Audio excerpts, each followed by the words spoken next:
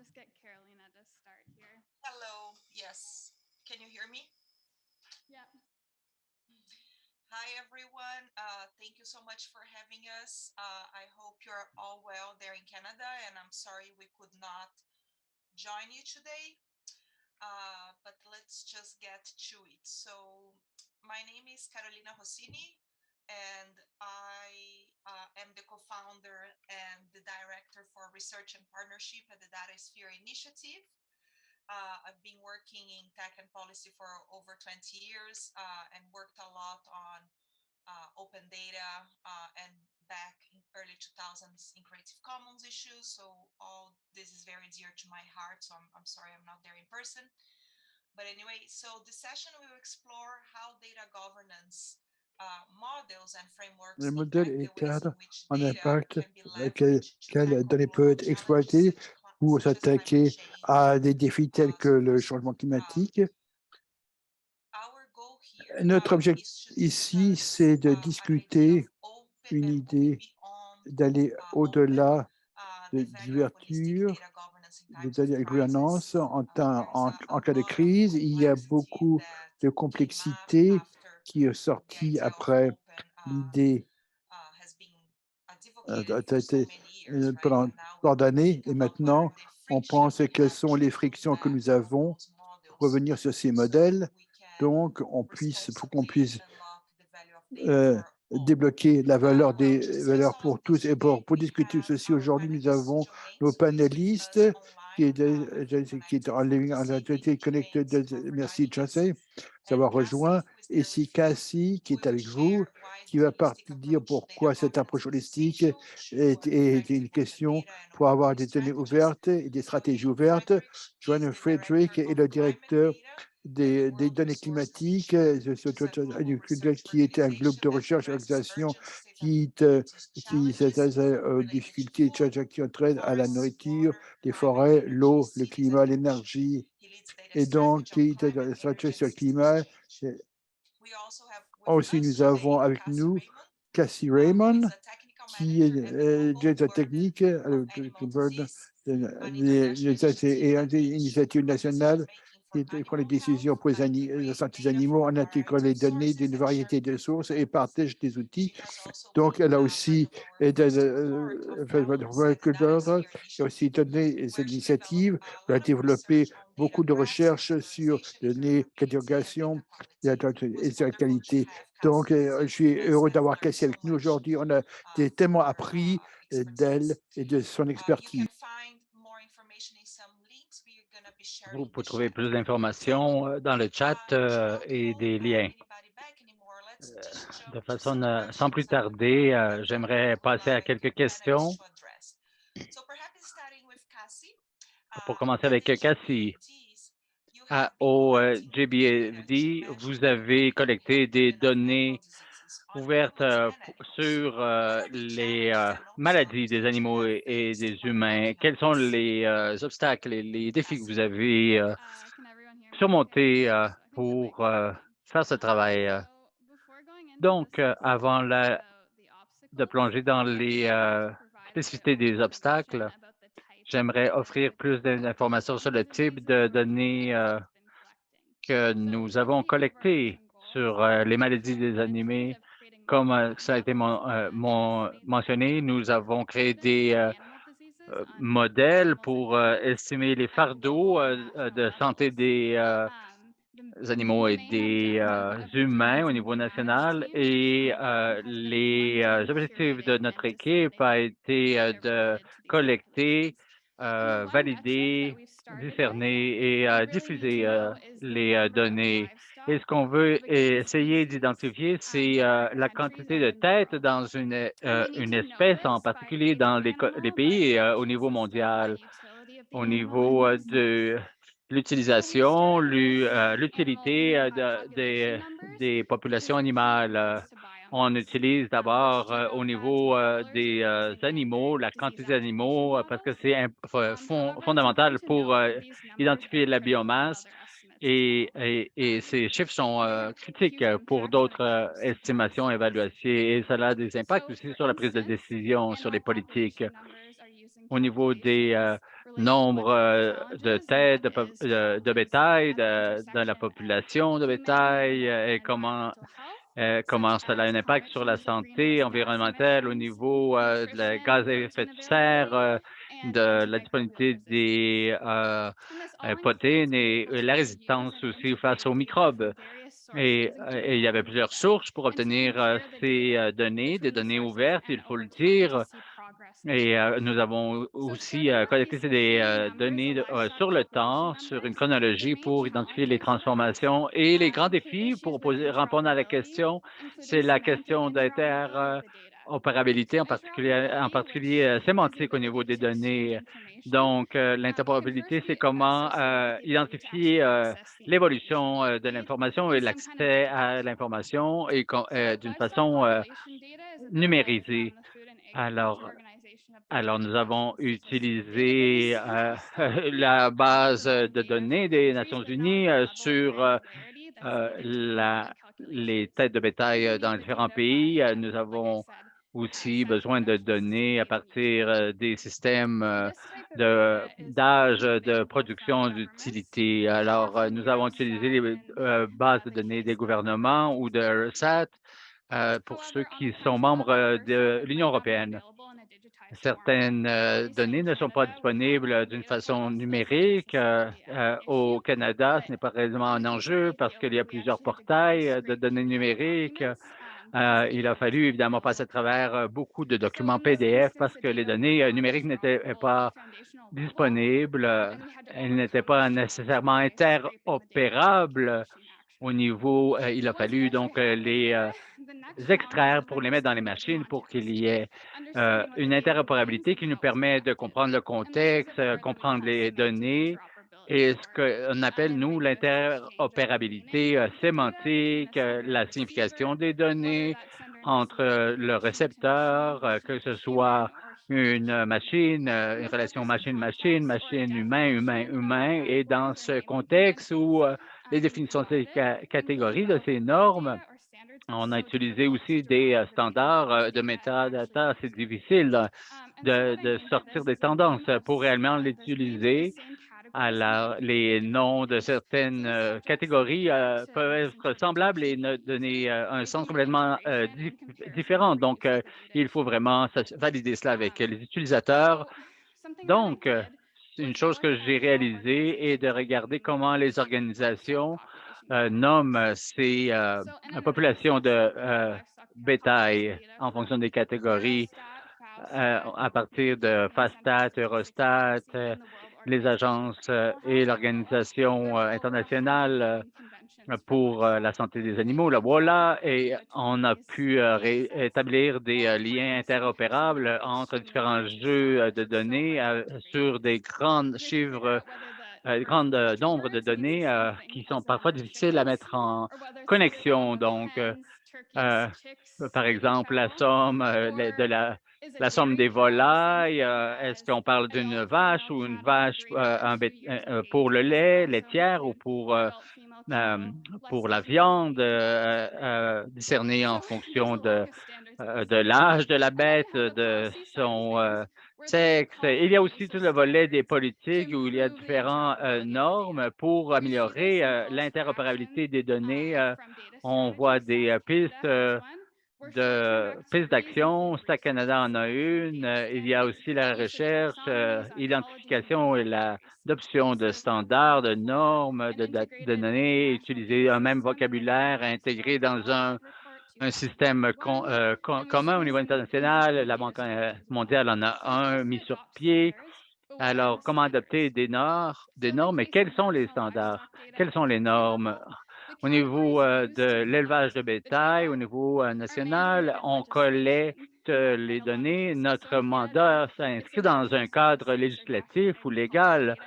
Par exemple, évidemment, au Canada, on est assujetti à la loi agricole sur l'agriculture et dans l'Union européenne, les États membres doivent faire des rapports sur différents types de d'élevage de bétail selon différentes catégories. Cela se fait au niveau national. Donc, il y a des stratégies de données, il y a l'interopérabilité avec les normes et les standards et comment mettre en œuvre aussi ces normes. Et il y a des silos ici. Il y a évidemment des normes du côté de la communauté technique et alors comment réussir à utiliser ces données pour intégrer les données du passé et pour alimenter les politiques et les brèches en termes techniques pour faire émerger des normes qui puissent créer des synergies au niveau données. Voilà, c'est tout ce que je voulais dire par rapport à la question que tu as soulevée, tu m'as posée. Merci. Je crois que c'est beaucoup d'informations très intéressantes qui posent certaines des difficultés. Quand même, quand on travaille avec des données ouvertes, j'aimerais donner la parole à Joe Haynes. Tu as une grande expérience avec des plateformes de données par rapport au changement climatique et protéger la planète. Qu'est-ce que vous considérez qui sont les risques pour utiliser des données ouvertes dans votre domaine, en particulier donc par rapport au changement climatique? Oui, merci à toutes et tous. J'ai placé différents liens URL dans la boîte de clavardage que pourrait aller explorer et visiter certaines plateformes comme des exemples qui peut illustrer mon propos. Je vais essayer de faire une intervention un peu plus de haut niveau global par rapport aux plateformes de données.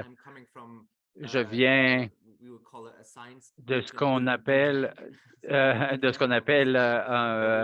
un think tank scientifique basé sur les types d'outils que nous utilisons, ce que nous publions. Nous essayons d'utiliser des enjeux climatiques et quand on parle de gouvernance de données, qui est un axe important, j'ai 3 messages ou peut-être expériences que j'aimerais partager au cours des années. Donc, des plateformes de données que je pourrais mentionner comme un exemple qui l'illustre bien. La première question, c'est le développement de la codification avec les bons utilisateurs et les bons partenaires. C'est la question, c'est le type de choses que nous voyons souvent et qu'on parle souvent, le besoin de meilleures données. Souvent, on crée les choses en silo et nous avons appris qu'il est très important dans les étapes très préliminaires au niveau de recherche scientifique de parler aux usagers qui utilisent les données ou qui pourraient en être bénéficiés, que ce soit avec la communauté académique ou même avec le gouvernement avec qui vous travaillez ou même avec les acteurs de certaines villes ou les gens de pays avec un faible revenu. Et ce sont des enjeux clés ici que nous avons observés et établir donc des dialogues et des conversations avec ce type d'acteurs de façon consistante et continue dès le départ jusqu'à la fin. Et le deuxième point est à être explicite par rapport le rôle de votre projet et sa valeur ajoutée. C'est comme quelque chose, on observe souvent que les parles d'études de cas appliqués, mais souvent on ne sait pas de quoi il s'agit avec ces cas appliqués ou qui ne sont pas assez rigoureux. Ou un des travaux soulevés souvent lorsque, comme les gens comme disent que nous ciblons les décideurs, mais ils ne savent même pas qui sont les usagers finaux parce que les décideurs, c'est un terme tellement large. Un fermier local en Afrique du Sud peut être un membre du Parlement, peut prendre une décision, tandis qu'aussi le fait un membre du Parlement au Royaume-Uni. À différents niveaux, il y a des décideurs. Il est très important d'être explicite par rapport à la valeur ajoutée que votre projet contribue. Et j'ai un lien que j'ai mis dans le chat qui est une base de données qui s'appelle Power Explorer, c'est une base de données et on se demande est-ce que ça a vraiment une incidence sur la prise de décision, les décideurs, est-ce que cela crée une synergie au niveau de la prise de définition des politiques, mais cela a été couronné de réussite, de succès pour un projet qui a alimenté plusieurs organisations sur le modèle, sur le volet organisationnel, par exemple, pour cartographier les ressources énergétiques ou, et autres, et ensuite peut être utilisé pour éclairer la prise de décision. Mais il faut être réaliste. C'est pas parce qu'on publie une base de données et que vraiment cela a une incidence sur les preneurs de décision, les décideurs politiques. J'ai publié un blog d'ailleurs à propos de cela. Il y a des aperçus sur le rôle de ce type de données et les outils. Et pour donner des exemples, parfois, il ne s'agit pas de créer de nouvelles données. Par exemple, au niveau le protocole sur les gaz à effet de serre, on a identifié que les compagnies n'avaient pas de normes à suivre par rapport à leurs émissions. Ils ne savaient pas comment on mesure cela, comment on les met comparables. Ce qu'on a créé, c'est un norme au niveau du protocole d'émission de gaz à effet de serre qui est appliqué au-delà de 150 pays. Ils peuvent réellement pouvoir savoir c'est quoi leurs émissions et pouvoir les comparer dans les différents lieux sur la planète. On n'a rien créé, aucune de données, mais en réalité, c'est une emphase sur le processus pour que les gouvernements puissent vraiment aller de l'avant avec les usagers finaux pour créer un consensus. Souvent, l'utilisation des données n'exige pas nécessairement la création dès le départ de données. Souvent, c'est l'utilisation de données déjà existantes. Vous pouvez aussi faire des recherches Google, par exemple, avec les mots-clés comme Climate Watch. On essaie actuellement de faire l'évaluation du progrès réalisé sur différents enjeux du changement climatique au niveau des pertes de biodiversité et la transition juste. Et plusieurs données sur cela n'est pas réellement nouvelle. En réalité, en faire le suivi et l'utilisation, c'est peut-être nouveau, justement. C'est peut-être l'angle. Et pour qui c'est utile? Les plateformes ne sont pas pour tout le monde, mais il est aussi important aussi de cibler des organisations pour qui ça pourrait être utile, des organisations philanthropiques, des organisations. Il faut être explicite par rapport à ce que vous projetez de faire, mais aussi s'assurer que vous êtes en lien avec les usagers finaux. Et, le troisième point, c'est que dans certains cas, parfois les données, et si vous avez beaucoup de données, assurez-vous que vous êtes capable de la gérer, de l'administrer. Et souvent, c'est un élément de base, mais il faut être réaliste. Est-ce qu'il y a la connaissance, la volonté politique? Est-ce qu'il y a les habiletés? Est-ce qu'il y a un point de vue interne? Et je crois qu'il faut y réfléchir quand on est des organisations, même pour les bailleurs de fonds. Est-ce qu'un projet peut avoir un impact élargi, immense, juste sur la base de ces données? Alors, c'est d'aller au-delà de cette idée de données pures. Donc, c'est les trois messages que je voulais transmettre. On fait plusieurs activités de développement, de codification, de la gouvernance par rapport au rôle et de la valeur ajoutée. Et quand on parle, lorsqu'on va faire créer du changement avec ces données, ça exige vraiment de transposer les données vers l'action concrète. Merci. Vous avez abordé plusieurs enjeux. Sans doute que ça alimente ma prochaine question. Je vais peut-être mettre sur le plancher deux questions en même temps pour Johannes et Cassie. Je parlais avec les personnes du laboratoire des données à la Banque mondiale et une des choses qu'ils m'ont dit, mais d'autres personnes aussi dans le domaine, c'est qu'il y a plusieurs organisations qui voient le bienfait des données, que ça crée un certain type de connaissance des données et ils veulent partager ça avec des décideurs, et aussi avec une public ciblé avec qui ils peuvent produire un certain un impact, mais en particulier du Sud global. Je suis originellement du Brésil.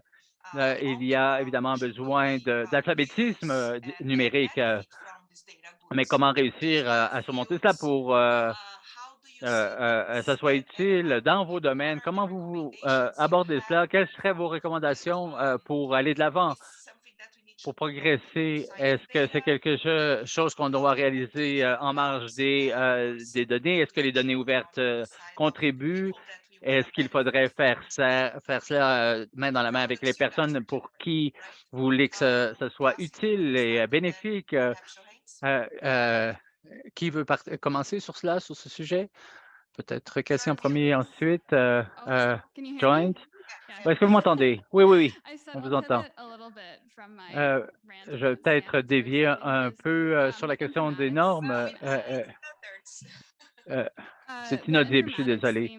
L'informatique à GBED fait aussi du travail sur les produits des données, y compris les tableaux de bord et libérer des données qui sont dans des documents PDF pour des pays qui n'ont peut-être pas l'infrastructure pour soutenir des mécanismes de dissémination, de diffusion plus modernes. Donc, souvent, ce que l'on fait, c'est comment on réunit les parties prenantes et comment on extrait l'information pour la mettre dans un tableau de bord. Comme les personnels des agences centrales de statistique, par exemple, en Éthiopie, et s'assurer qu'ils maintiennent et continuent à faire l'exercice. J'ai eu d'ailleurs des feedbacks par courriel hier soir qui disaient qu'ils veulent être plus impliqués dans ce processus de façon à ce qu'ils puissent continuer à faire la numérisation dans leur propre pays. C'était une réponse fantastique de leur part parce que c'est une chose pour nous comme programme, comme on veut faire de la modélisation et qui voulons faire la gouvernance et la codification, mais on observe des impacts directs auprès des gens pour qui c'est utile car ce sont leurs données.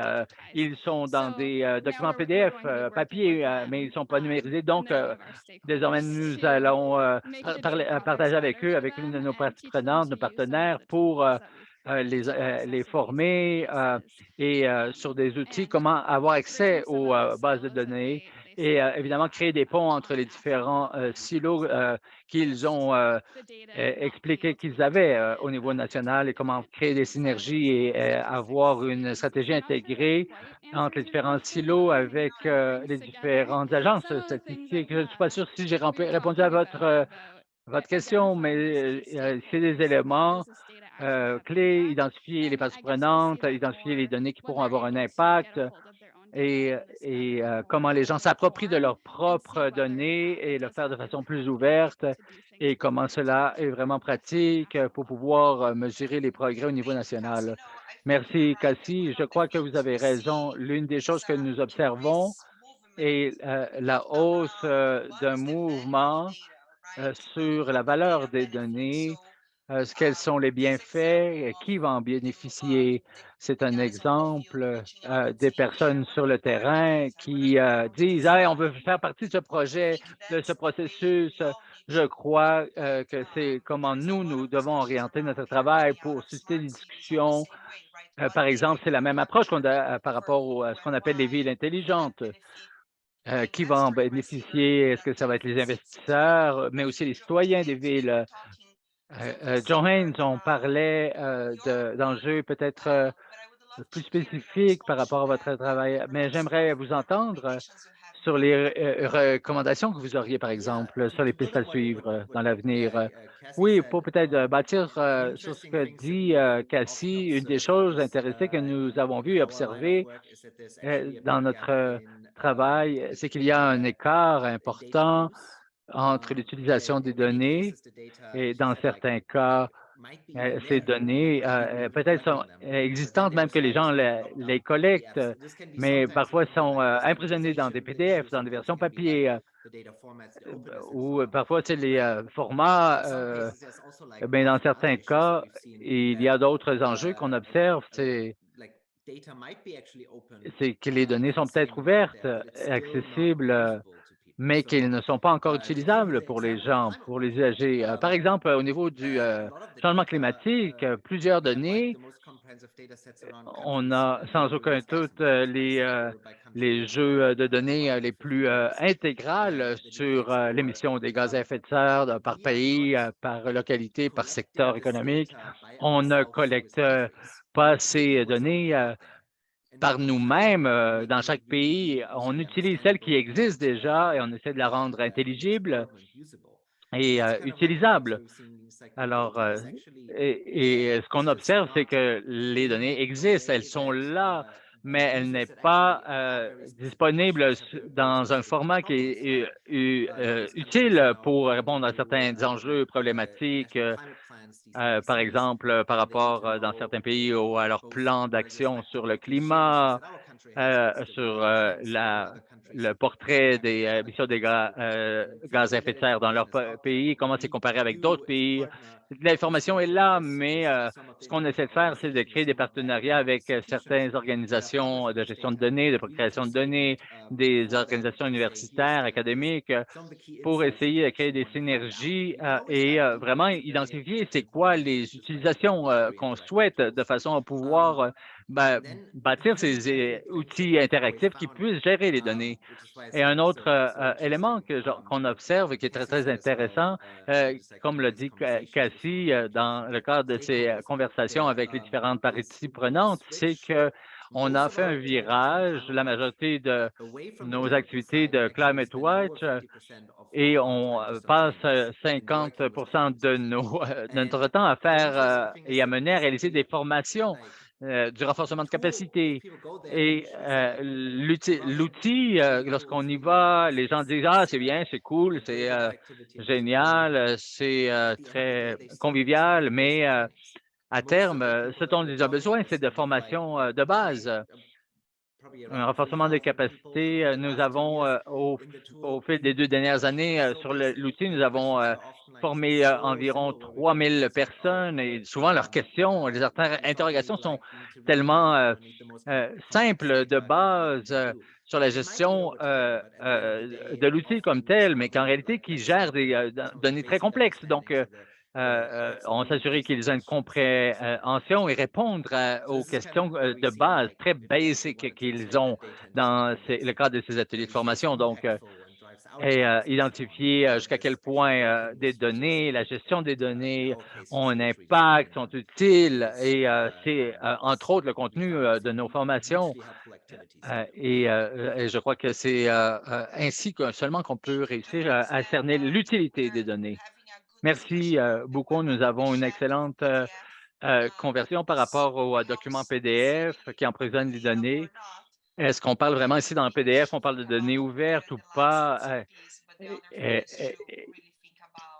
mais pensez donc aux données ouvertes en s'assurant qu'ils sont facilement utilisables et accessibles.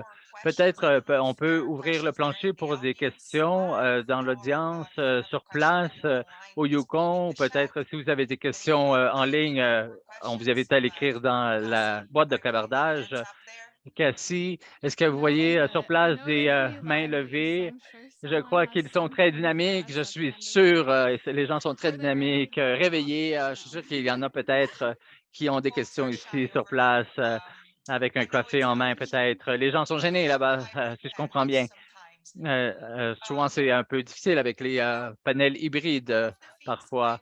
Une des choses que j'aimerais soulever, que j'aimerais vous poser, How much of the data you work with is actually open data, or in which stage of travailler sont the réellement des data is données ouvertes ou à quel stade ils sont en termes d'ouverture, ces données, d'un point de vue technique? Est-ce que vous avez, par exemple, des reculs par rapport à cela? Je me souviens sur les données en matière de biodiversité, Ensuite, une visite du représentant du Nord global qui allait en Colombie, qui, par exemple, qui parlait de biodiversité sur le terrain et des écarts qui se sont rendus évidents. Comment vous réussissez à surmonter les reculs ou des idées fausses qu'on a par rapport aux données ouvertes et comment surmonter pour s'assurer qu'on confronte les conséquences peut-être dans vos secteurs respectifs? Johan, tu veux répondre? Oui, bien sûr, rapidement. Je sais que le temps file. Oui, il y a beaucoup de cas où les données ne sont pas ouvertes. J'aime beaucoup cette citation que plusieurs vous avez entendue, que les données veulent être libres, mais chacun, qu'il y a une deuxième partie à cette citation. Les données doivent être libres parce qu'ils doivent être partagés, être utiles, mais il y a une deuxième partie qui dit, mais souvent que les données soient aussi, veulent être fermées, être très coûteuses, et ça aussi, c'est valide, et je crois que ça, renvoie à l'idée qu'il faut faire des efforts, dans le domaine, du changement climatique. Par exemple, nous faisons face, aux besoins de travailler certaines organisations, qui nous disaient que la valeur, des, données est clé, est un levier important dans l'utilisation. Lorsque je travaille avec des ONG, lorsqu'on fait des partenariats, pourquoi la gouvernance inclusive dans tous les projets est aussi, et comment il faut créer des collaborations, des partenariats, euh, euh, favoriser l'inclusion. Il y avait une grosse ONG allemande qui faisait beaucoup d'analyses de données. Et ils étaient très bien financés, très ciblés sur des thématiques importantes, mais ils disaient que leurs données étaient fermées, car c'est nos données et réussir à les convaincre qu'ils ouvrent un peu l'accès à leurs données, qu'il y ait un engagement à ce niveau.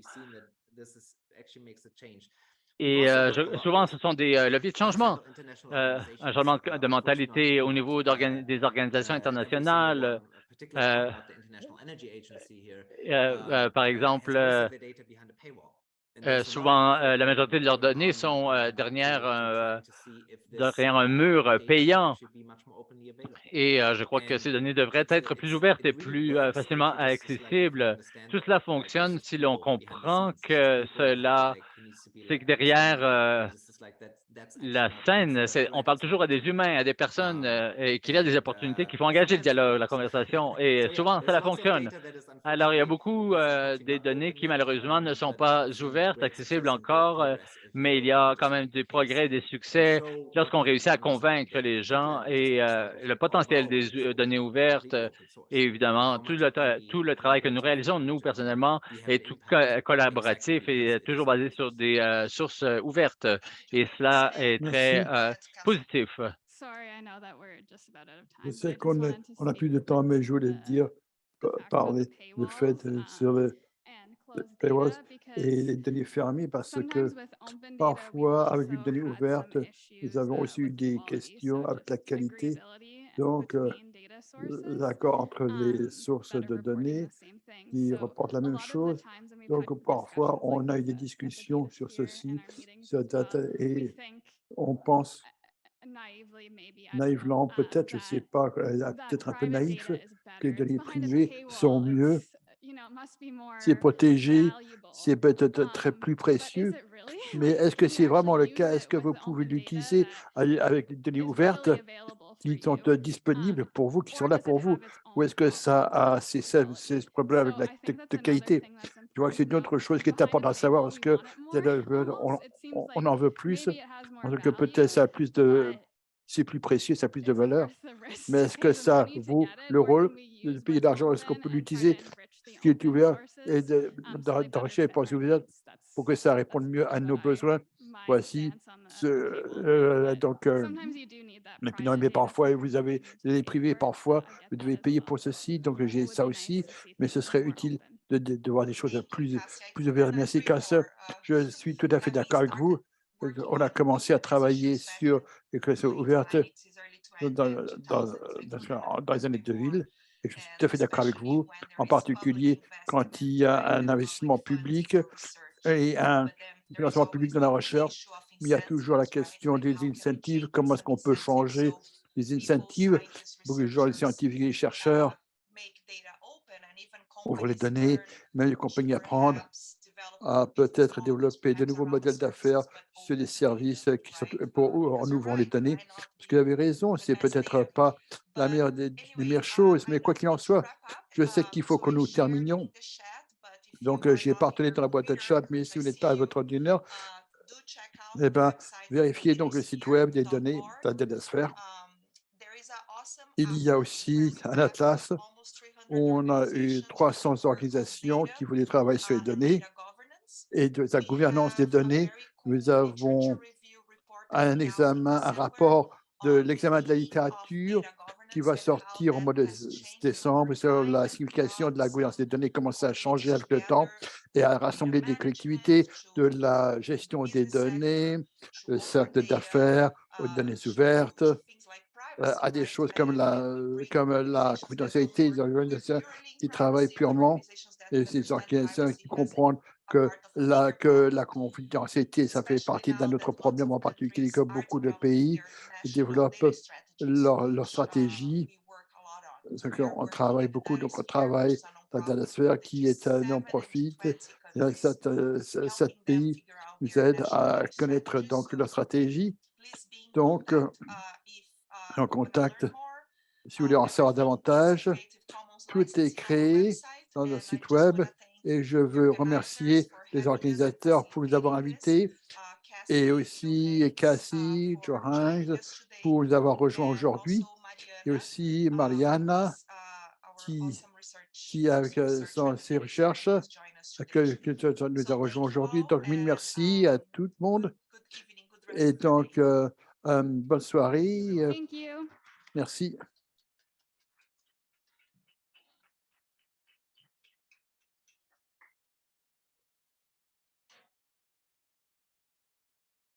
Bye bye. Thank you, Joanne.